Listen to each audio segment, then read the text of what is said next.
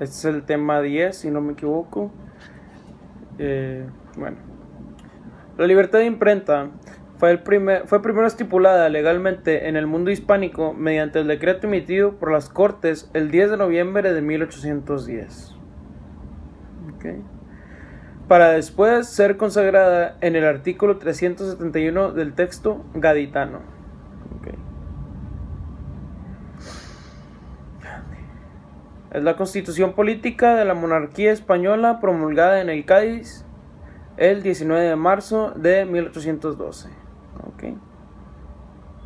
Entre las facultades de las Cortes enumeradas el artículo 131 constitucional, la 24ª estipula lo siguiente: proteger la libertad política de la imprenta. Sin embargo, prácticamente desde el inicio de la Revolución Liberal Española se puede decir que las circunstancias impusieron de facto dicha libertad.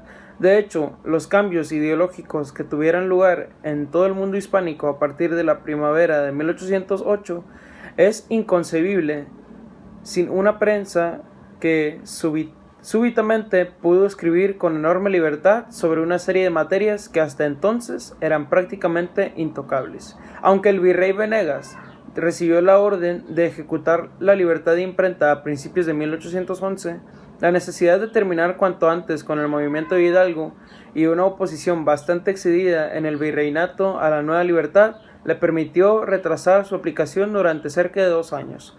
El bando mediante el cual el virrey Venegas dio a conocer el decreto de las Cortes sobre la libertad de imprenta en la Nueva España se publicó el 5 de octubre de 1812. Sin embargo, justamente 2 meses después, el 5 de diciembre, Venegas publicó otro bando con el cual suspendió dicha libertad. La libertad de imprenta actual. Las libertades de expresión y de imprenta están estrechamente unidas y forman parte de un binomio indisociable en el que se entrelazan y complementan. Constituyen un aspecto fundamental de la vida política del país desde que éste se formó, tras independizarse de España, y en el estricto sentido le antecede, que se ha desarrollado en el tiempo llegado hasta nuestros días. Gracias a ellas, el debate público ha sido posible y a su vez son parte integral de ese mismo debate.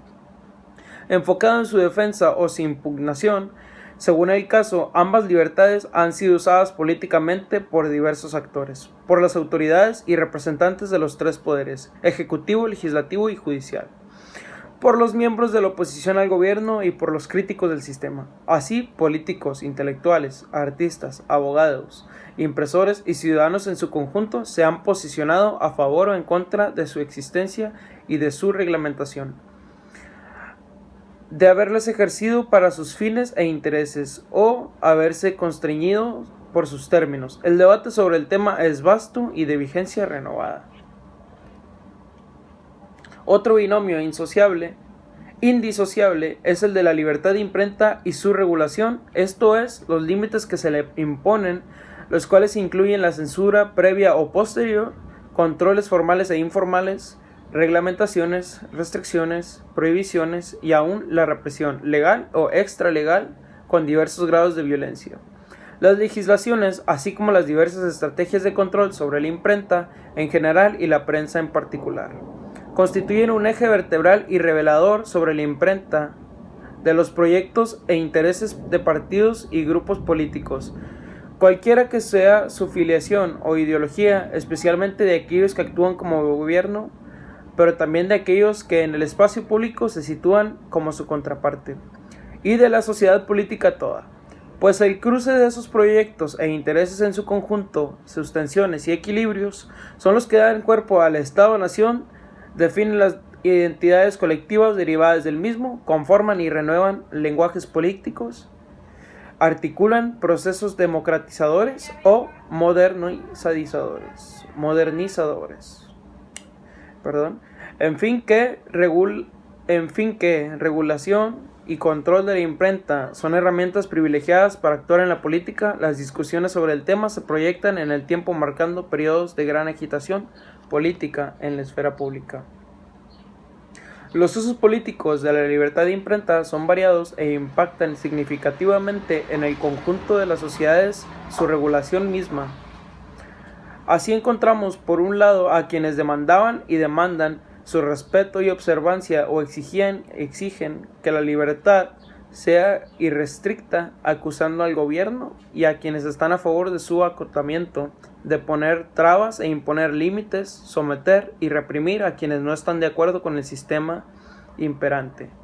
Por el otro, a quienes principalmente las autoridades, aunque no exclusivamente, porque también los propios periodistas, intelectuales y políticos de todo orden han buscado y buscan acotar los márgenes de esa libertad, aduciendo la necesidad de proteger el interés común, el orden, la legalidad, la estabilidad institucional, la paz colectiva, la autoridad del Estado, en términos de desarrollo de la prensa y de la conformación y consolidación de los estados nacionales latinoamericanos.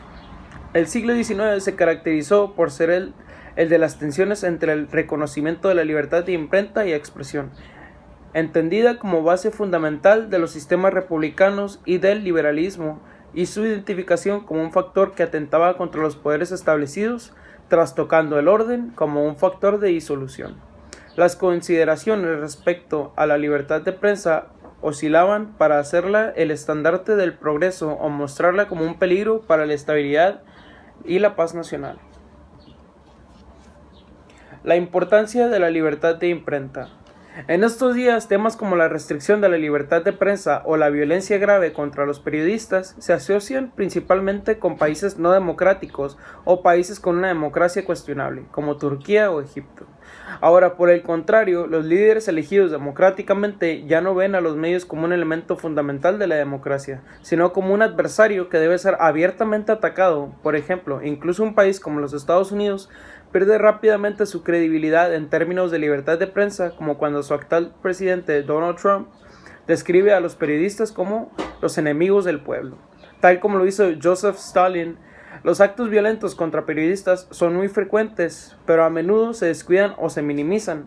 Aquí no solo estamos hablando de violencia física. Por ejemplo, el presidente de Filipinas, Duterte, ha dicho a los periodistas que también pueden ser asesinados. Este es un acto de violencia verbal.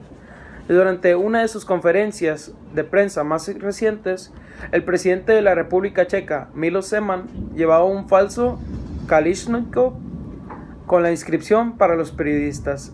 Esto también